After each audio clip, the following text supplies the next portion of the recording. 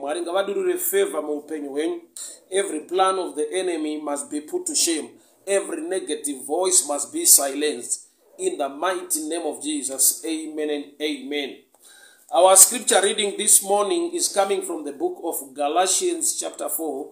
Galatians chapter 4 from verse 1, and I'll read. I mean that the heir, as long as he is a child, is no different from a slave, though he is the owner of everything. But he is under guidance and managers until the date set by his father. In the same way, we also, when we were children, were enslaved to the elementary principles of the world.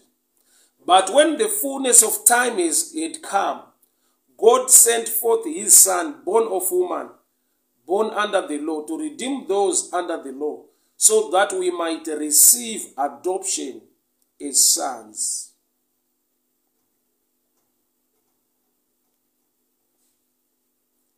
And because you are sons, God has sent the Spirit of his Son into our hearts, crying, Abba, Father. So you are no longer a slave, but a son. And if a son, then an heir through God.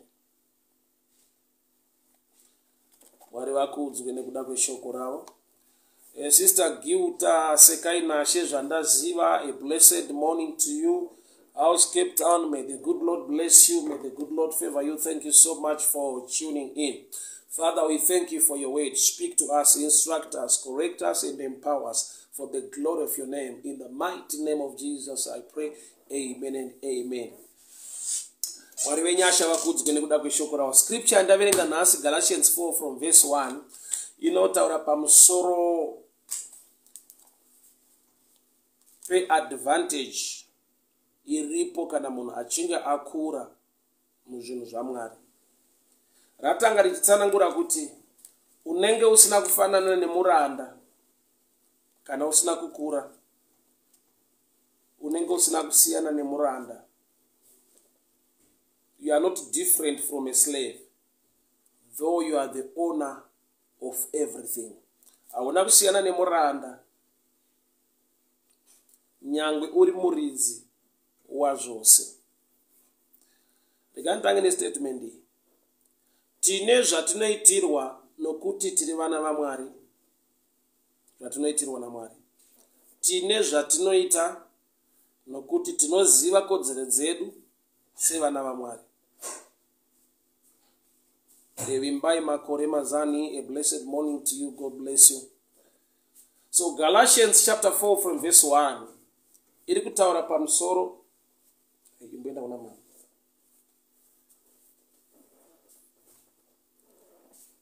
Pe disadvantage iripo kana munhu asati amachuwa kana kuti munhu asati akura mukuziva Mwari nemukunamata Mwari.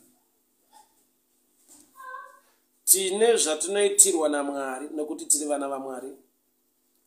Tine zvatinoita nokuti tinoziva kodzero dzedu muna Mwari.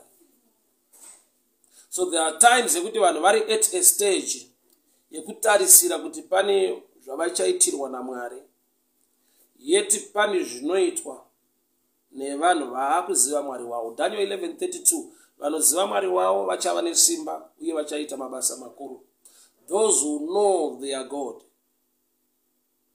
shall be strong and do exploits. So tine zvatinoitirwa naMwari nokuti tiri vana. Tine zvatinoita nekuti taakuziva kodzero dzedu uye taavanhu vati kurei muna Mwari wedu. I love to give an example. Pane zvandakaitirwa nevabereki vangu ndiri mwana mudiki, zvavasingagone kukwanisa kuita nhasi nyangwe ndichiri mwana wavo nekuda kwezera randava.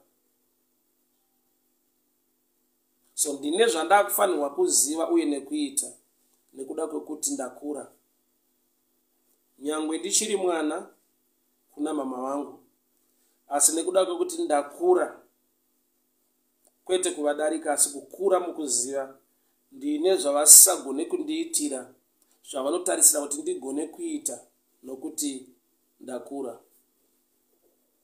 So nawe kunamata Mwari, munhu anotanga ari mwana ogokura, from child to become a son.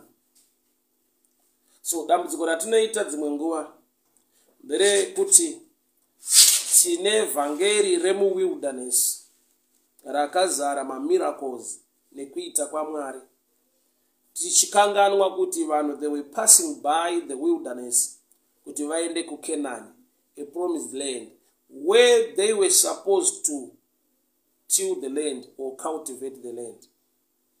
So vakapfuura mune mugwenga mavaitirwa zvinhu naMwari, zvishamiso, mamiracles, vachienda mudestination mavanofanirwa kuita zvinhu nokuti vana vaMwari.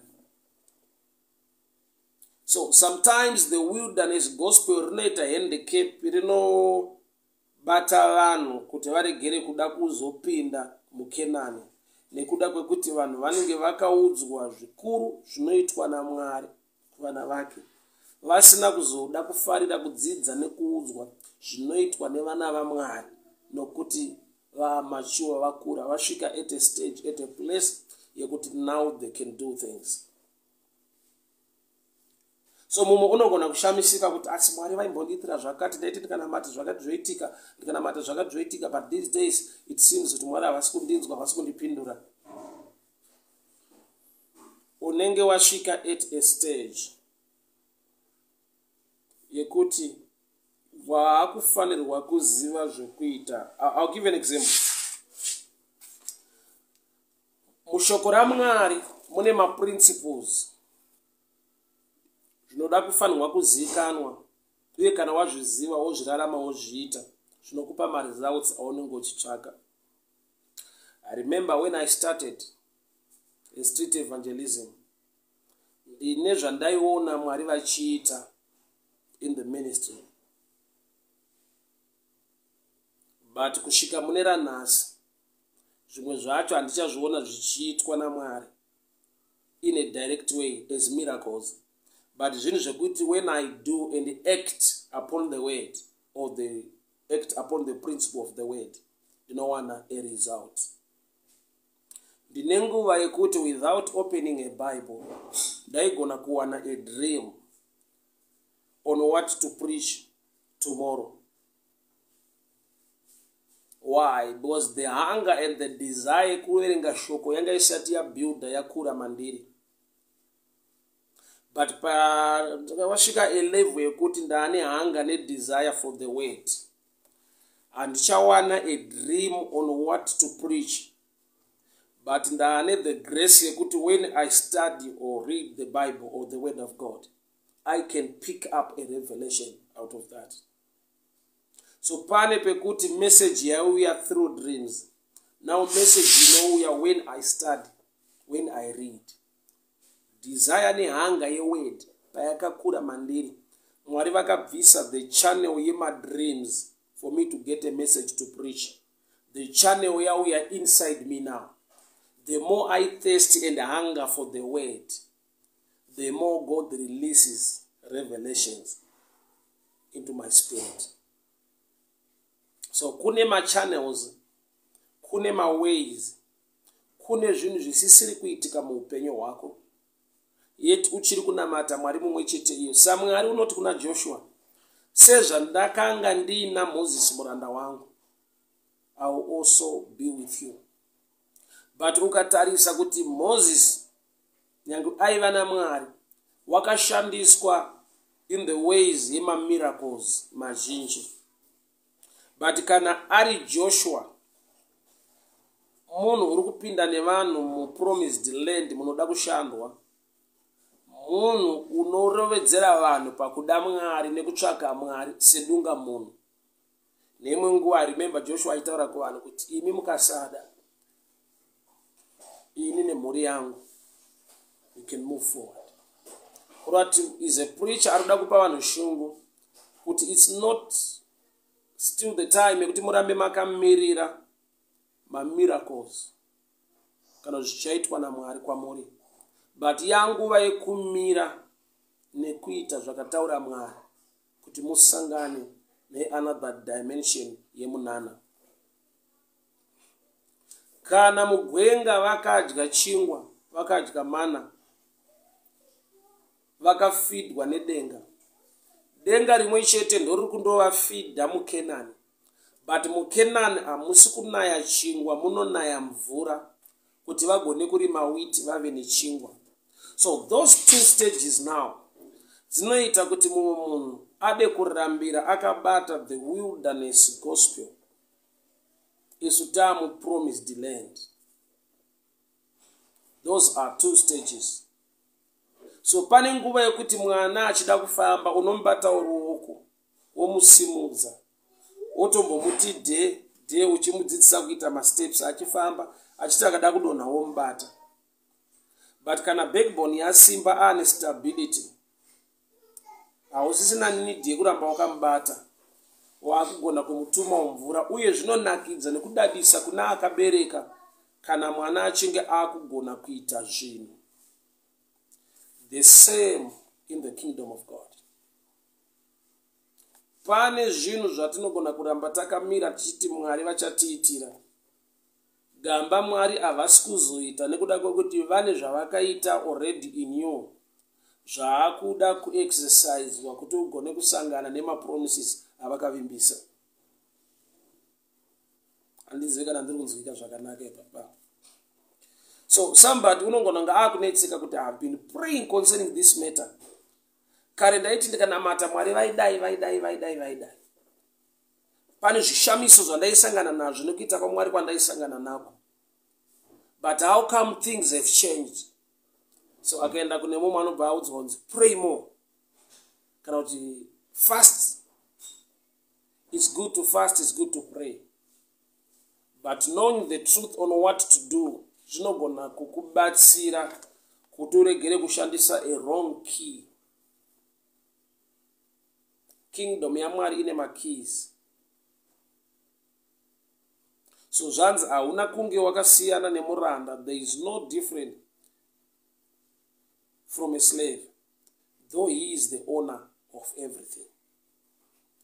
But he is under guidance and managers until this date set by his father.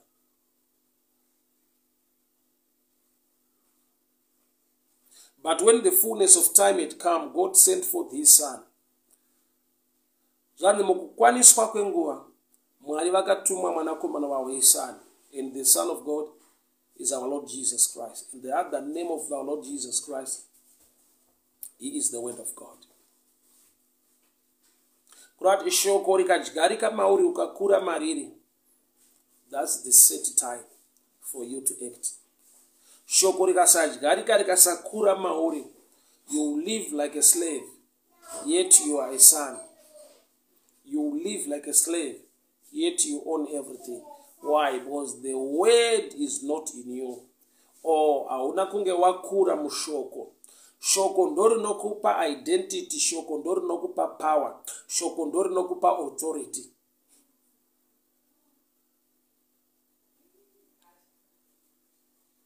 Mwari vanoti vanhu vangu vaparara nekushayiwa ruzivo. My people perish because they lack knowledge. So there are times yekuti ma-attacks nekuparara kuri kuita munhu haisi nyaya yekuti the devil is powerful, but inyaya yekuti munhu haana kuita grow and mature in the word kuti aoperate as a son, anoramba achioperate as a slave. Hakuna chinobohwa kuti pamba ndepevabereki vako, but iwe uri mwana ane 4 years. Zviri mumba imomo, even iwewo zvichida yakatoiswa muzita rako.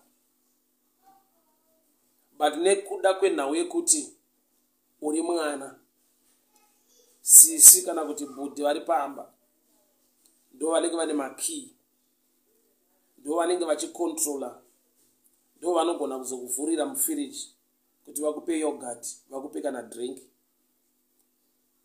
Yet iwewe ndiwe uri connected to the father through the blood, you are the son or the daughter. But nekuda kwekuti you are not mature haugone kutrustwa. Pangatotrustwa mushandi, budi kana sisi wamunogara nawo, to take care of you and to manage you pazvinhu zvinonzi zvako. It takes me to the book of Genesis. Mwari vanzwa kuchema kwemukomana Ishmael.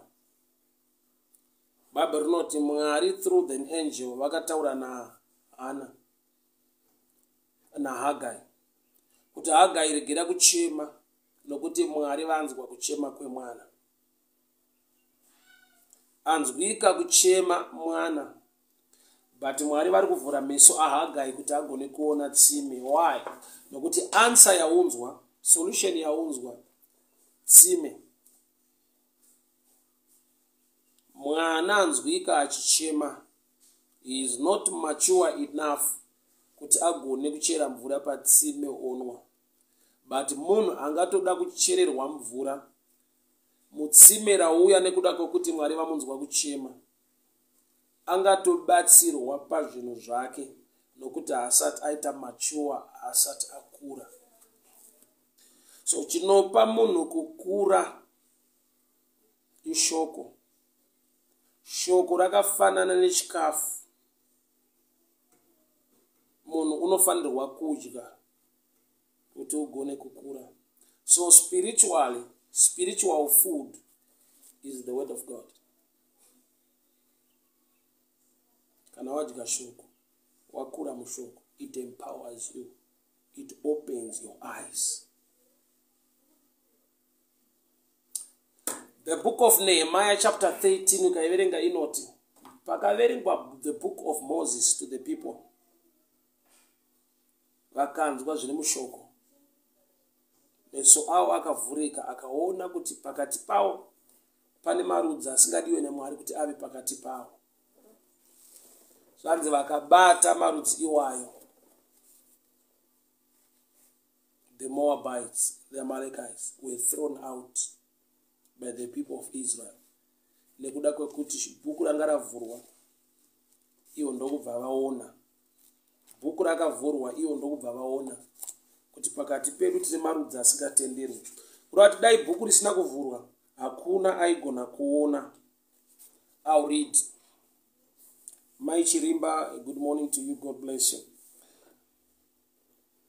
Nehemiah chapter 13 from verse 1. On that day they read from the book of Moses in the hearing of the people. It was found written that no Ammonite or Moabite should ever come into the assembly of God, because they have not met the children of Israel with bread and water, but hired Balaam against those to curse them. However, our God turned the curse into a blessing. So it was when they heard the law that they separated all the mixed multitude from Israel. Shoko parakaverengwa, vanhu ndopa vakagona kuziva nekudiscover kuti pakati pedu tine vanhu vari pakati pedu vasingatenderwi naMwari kuva pakati pedu.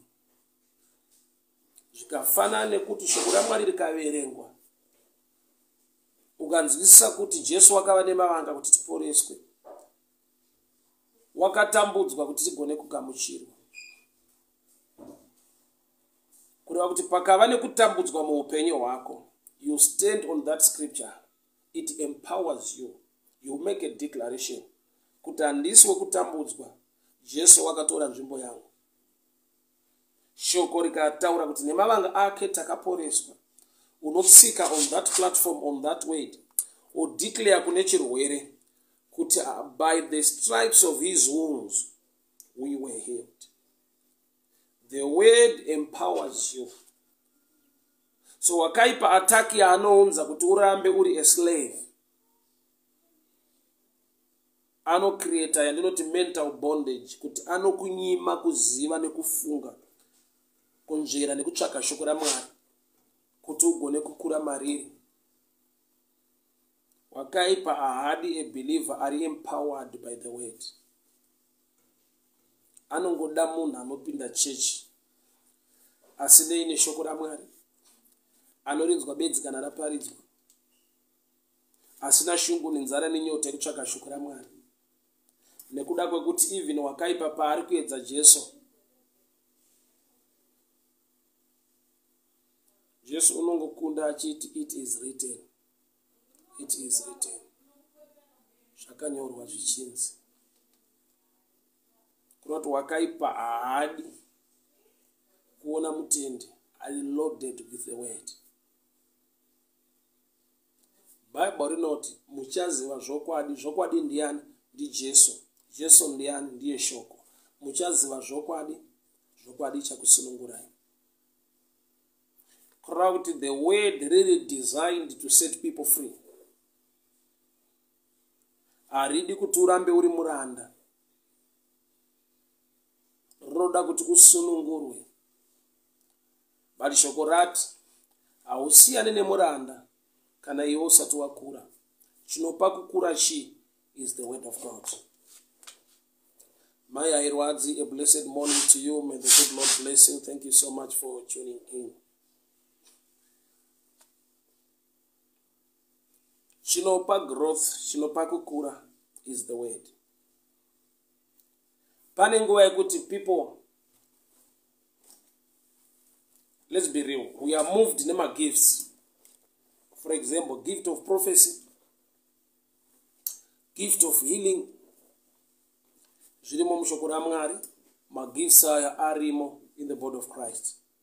But chinopa munhu kukura haisi prophecy. Chinopa munhu kukura haisi deliverance. Chinopa munhu kukura is the word. A mature believer anogona kuexercise marights ake ndi believer akura mushoko, ari kurarama shoko, anotenda shoko, anodya shoko. It's good kuwana prophecy. It's good kuwana prayer nyangwe deliverance. But the best of all is the word of God in your life. Munhu atadza aita fall short of the glory of God. Garden Raiden. Solution. Mwari vakaunza Jesu. Jesu ishoko. He is the word. Without for men to bounce back, many need the word of God. Kuti munhu asimuke, munhu agone kukura, you need the word. Pane nguva yekuti unogona kushaya anokuprofita, unogona kushaya anokuitira prayer paupenyu hwako. But kana uine shoko raMwari uchirirava, uchiridya, uchirirarama, the word is the sure word of prophecy. Why? Nokuti Bible rinoti Mwari haaseki munhu chaanodyara unokohwa. When you live or when you act according to the word of God, pasina mbouya achiti ramangwana rako rakadii. The word of God is light. The word of God is seed. Imbeo, chiedza, is all what you need. What you need is the word.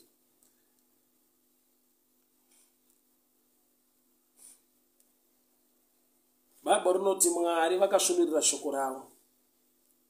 Haridzokere kwavari risina kuzadzigisa chavaritumira. Chinhu chine guarantee yema results more than what men can prophesy to you is when you live according to the word of God.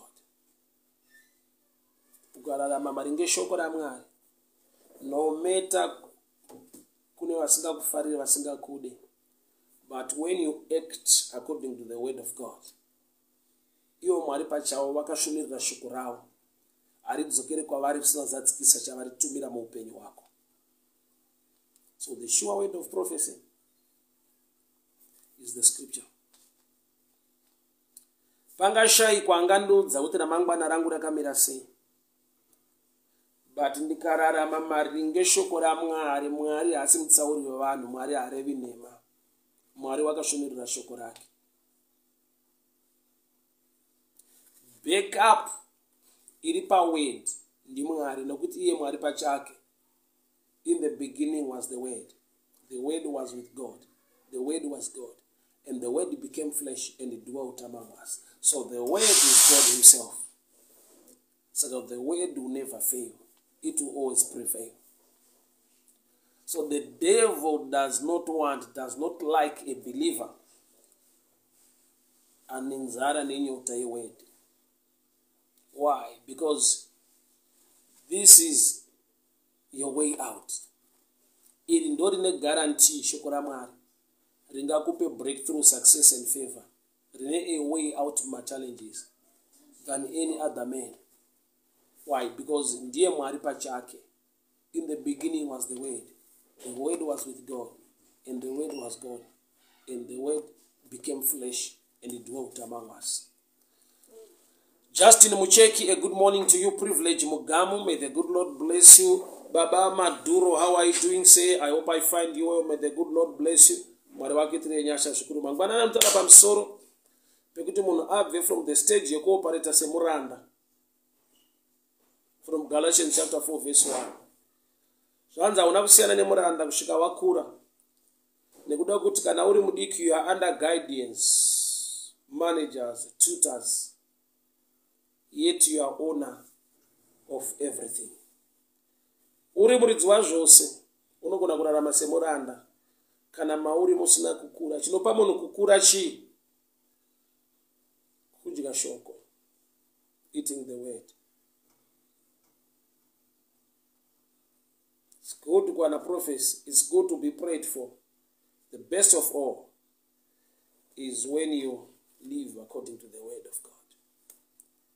This is the sure word of prophecy. Why? The word of God will never fail.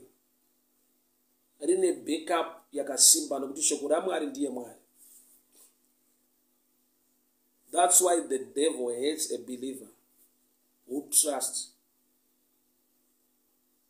the word of God.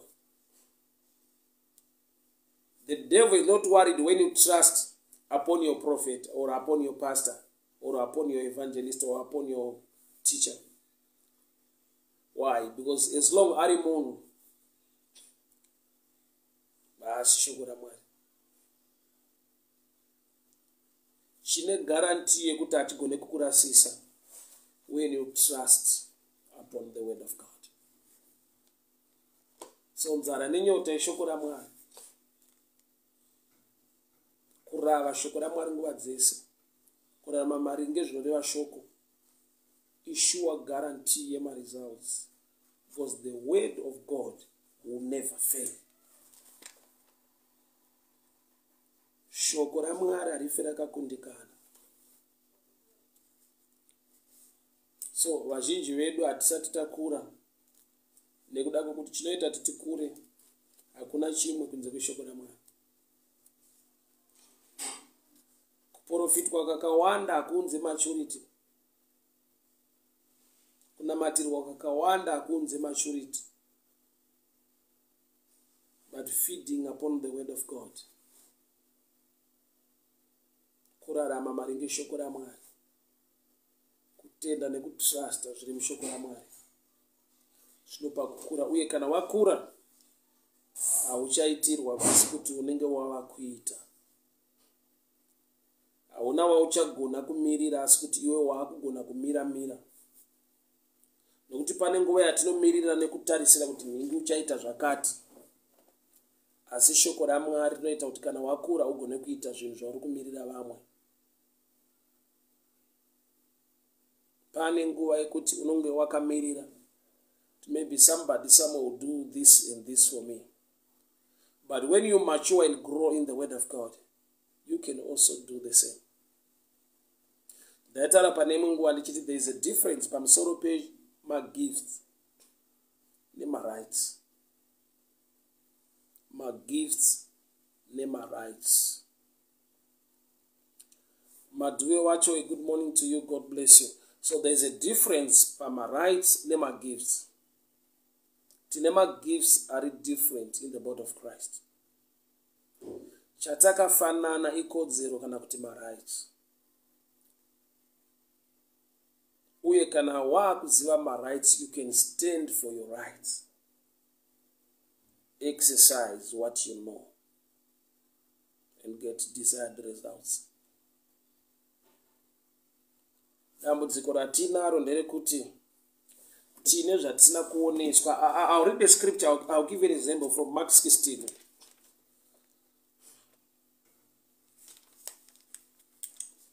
Makatabosha. Ribaba baba shianti kalandu.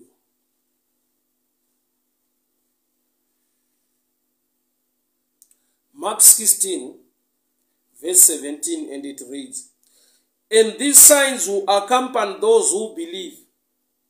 And these signs will accompany those who believe. In my name they will cast out demons. They will speak in new tongues. They will pick up serpents with their hands. And if they drink any deadly poison, it will not harm them. They will lay their hands on the sick, and they will recover." This is the duty of a believer. Not a pastor, not a prophet, not an evangelist. This is a duty of a believer. What's the duty of a believer? In my name you cast out demons. You speak in new tongues. You lay your hands on the sick and they will recover. Aya asi magifts ma rights ikodzero dzemunhu unotenda. So dambudziko riripo nderekuti wazvinzwa kudai chinoringa chinoya mind mako ndechekuti inini ndingaiti zvingaita here kuti ndiite lay my hand on somebody sick and recover. Ukaziva kuti anoporesa handiwe but waunotenda, and the proof yekuti unomutenda, you do what the word says.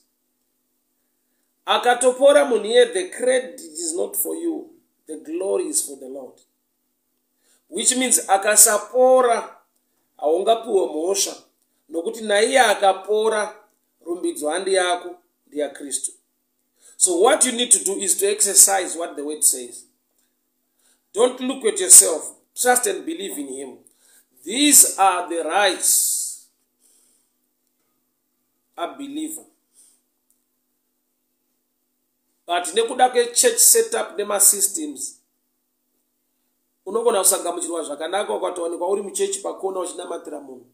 Truly there must be order, but order haifanirwi kudeny the truth of the scripture. Kuti a believer ane right to lay hand upon the sick, for the sick to recover. Order yemuchechi ndeyekuti vanhu vanoenda kupulpit, vanoenda kumberi, vanonamatirwa. Order ye kingdom pama rights andaverenga ya believer, you can do likewise to pray for the sick and cast out demons. Maybe nekuda kwekuzoleka maturity to some kuti if God can use you in this element, wanamatira munhu mademona manifesta abuda aenda tomorrow, hausisiri munhu ari obedient muchechi imomo, you feel you are the same with the pastor. That's where it matters most. Why? Because most of us sometimes tinogona kuzoleka maturity to an extent yekuti ukazoona kuti zvanyorwa apa, you are a believer, you've prayed for somebody, apora, the next day tomorrow you are starting a church, or you are saying the pastor is not powerful.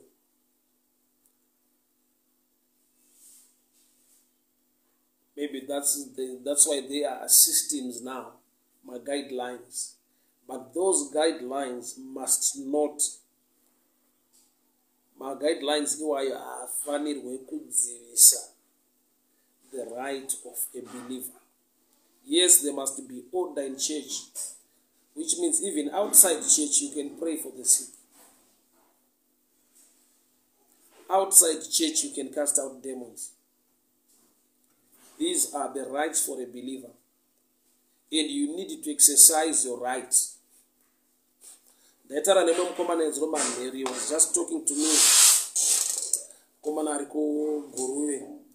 Achiti, ndingaziva sei gift iri mandere. Ndakanzwa vazhinji vanotaura vachiti I'm a man of God. But ndingaziva sei my area of calling. Ngati gift aiite chinhu. Munhu ane gift ndiye anoita chinhu kuti gift ioneke. For example, ane chipo chebhora chipo hachitambe bhora. Munhu ane chipo anotamba bhora kuti chipo chake chigone kubuda chioneke. So if there is the calling and the grace of God upon your life, what you need to do is to do the work of ministry, and the area of gifting will simply manifest. The area of gifting manifest when you are in the field. Chipo chebhora hachioneke wakagara mubhazi. Chipo chebhora hachioneke uri muchechi. Chinooneka watora bhora waamuground waakuritamba. So exercise inoita an opener to the gifting in your life when you exercise in the line or in the field. Pastor Moses, kwakadiko ku island. I hope I find you well. May the good Lord bless you. Mwari wakuitire nyasha zvikuru. So Galatians 4 inotaura pamusoro pekuti munhu anogona kuramba ari muranda yet ari owner of everything. Nekuda kwekuti maari hamuna kukura. Chinopa munhu kukura is the word of God. So une zvinhu zvaunogona kuitirwa uchifungidzira kuti uri kuitirwa favor, zviri zvinhu zvawaigona kuita kana iwe muridzi wazviitira favor yekuva nenzara nenyota yeshoko raMwari kuti ugone kukura, so you can begin to do zvawaiitirwa unenge waakuitawo. Mama vaindibata ruoko tichifamba mutauni. Nhasi havachandibata ruoko nokuti ndakabata zvavaitaura painge wakandibata ruoko. Kuti kana wasvika pajunction you look right and left. Kana wasvika parobot rikaita green unopinda. So that information yavakainvesta mandiri ndo yandakushanda nayo ndisina akandibata ruoko. Zvandaiitirwa ndaakugona kuita nekuda kweinformation yavakaita pass on ndikakura mairi ndikairarama. The same with the word of God. Pane munhu paanosika help nekuda kwekuti iye watadza kuzvibatsira pachake nekutsvaka shoko rinoita kuti akure agone kuita zvinhu zvaanoda kuti aitirwe nevamwe vanhu. Ende chese chaunoitirwa nemwe munhu pangatoda nyasha zhinji dzaMwari kuti munhu iyeye ave humble to a level yekuti aregere kukuita muranda nekuti ane zvaanokuitira. Mutendi, a believer, akasamachura, akasakura, akapota achiitirwa zvinhu zvaanofanirwa kunge achiita ega, pangatoda nyasha zhinji dzaMwari kuti anokuitira wacho aregere kukuita a slave in the name yekuti I'm helping you. Pazvinhu zvavanofanira kunge mature to do on your own. Jesu ari pacross akadanidzira neziguru. Mucheka womutemberi ukabvaruka kubva kumusoro uchiuya kuzasi. That opening iri access yevanhu vari the other side kuti vave in the same area nevanhu vari muhall of the holies, which means taane a new identity through Christ. We are a royal priesthood, peculiar people, chosen generation. Taane access kuzvinhu zvatatisina access.